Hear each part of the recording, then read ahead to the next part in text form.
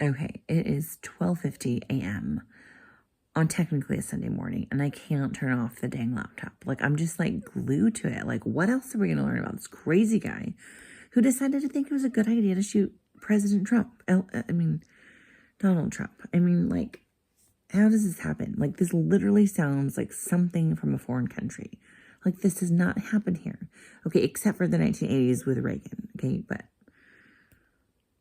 like, how does this happen? Oh my gosh, this is junk.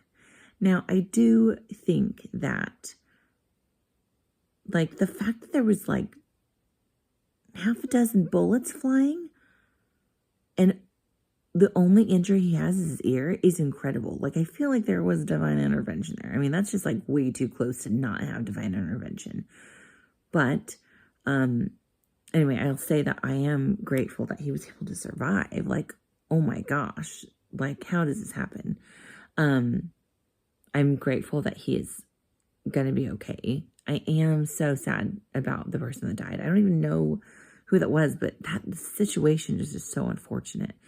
And the other individual that's injured, I don't know how serious that injury is, but it's just so sad. Like, can't go to a rally without getting shot at. Like, oh my gosh. But anyway, it really has made me think about what has to change. Like, what can we learn from this?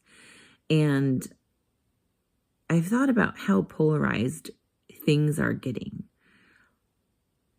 Like, you're either super, super in the left or super, super in the right. And if you're in the middle, it's getting harder to just stay in the middle because you're just getting pulled towards these fringe things on both sides.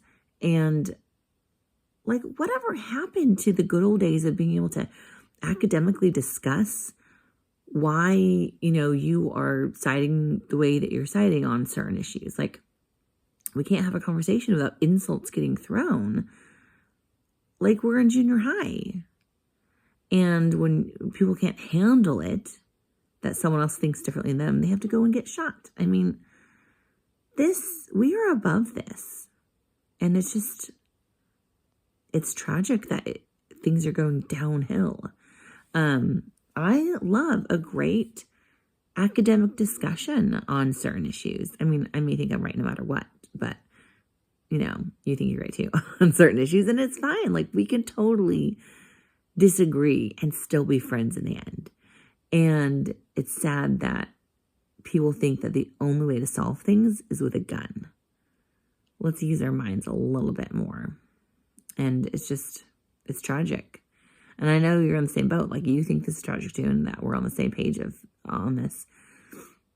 It's just like, it's just tragic. The whole thing is just unbelievable.